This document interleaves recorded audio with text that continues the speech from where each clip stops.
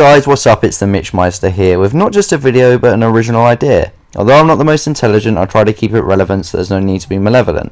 If I slip up from time to time, I miss a line or rhyme, guys, it's not a crime. I'm not going to be crying if it's not sublime, but I'd be lying if I said I wasn't trying, so here's the outline. Fine, so it's just a standard gameplay, but not done in the same way. I'll talk to you about an event predominantly, but not like your standard commentary, but more in the style of poetry. Your support would be appreciated, but it's still voluntary, and if it's hated, I'm afraid at the end there's no apology. Okay, so just one note to trolls before I start. What I am doing is not meant to be a work of art, but sent with the intent to entertain, not to blow your brain, and so it would be a shame if you invaded the comments section like a virtual infection, acting harder than an erection just because you felt the rejection of society, and you were never your mum's #1 priority. Retard, not Maynard, to stop the whining, shut your gums. I don't want to hear about your life in the slums. If you find it a bore, no need to scream and shout, just let the proverbial door hit you on the way out. To all those who didn't abandon, you have a healthy snout. Thank you, Landon, for that one being so random. Shit, I'm on a tangent. Okay, so I have a small confession. This tale that I tell may cause some depression. It's about a gambling session and a life lesson I'm yet to learn, though I yearn not to burn my money in turn. My mind is stern. It wants to take a risk and whisk me to riches and happiness. Although this tale is not fictitious, it borders on the ridiculous. Let's not be too meticulous on the introduction. After all, this isn't a full-length production, and after a while my lungs will burn and scream in turn for suction. It's just how they function. So we start our story in Arctic conditions. Not the best of rooms, it came with two decisions. The couch or the floor. Both felt like sleeping outdoors, and I woke up sore and chilled to the core and to the sound of my friend's snore. We'd been out the night before and this was a consequence we simply had to endure, and after surviving the fight on the furniture against the temperature that might have this young adventurer, got to terms with my expenditure. To my surprise, as my cold eyes fixed on my wallet and focused, "You can quote this because I spoke this." "Shit, I actually have 40 quid still to my name," I exclaimed to my friend who claimed to spend the night colder than me but was on the mend. Words were returned miraculously, only to congratulate me sarcastically. A few hours later, and we're fully recovered. Memory's the only evidence of the cold we had suffered. We now had the day to stay and have fun. We decided to hit the casino and give our luck a run.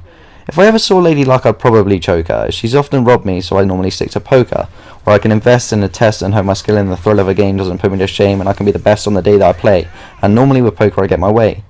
So with a start, we left for the place. At the back of my mouth, an alcoholic taste, gum in my mouth which acted like toothpaste.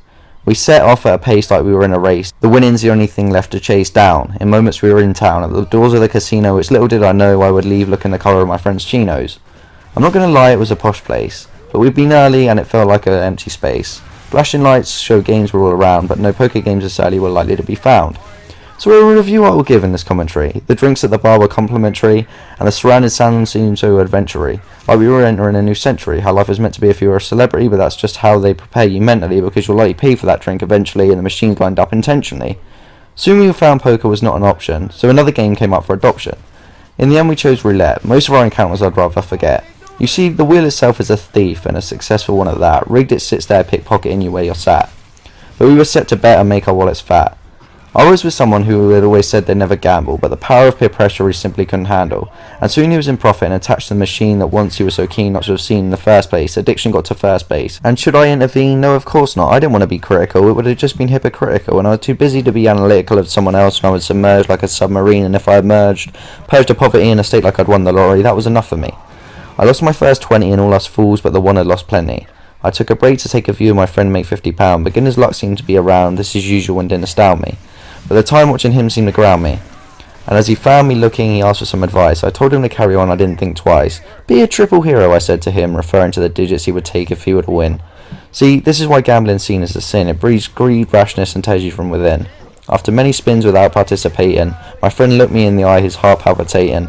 Me and him both knew we were done with waiting. We knew what he was going to do, he was just procrastinating, so slating him for his hesitation, every word seemed to hit with devastation.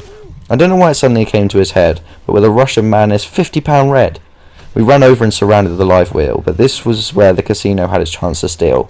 He put on a brave face, but I knew how he'd feel. The paleness of his skin was so hard to conceal. I'm not gonna lie, I felt kind of responsible. I'd ordered in the bet like a chief constable, but there he sat with no money to his name, but I was undeterred, another 20 in the game.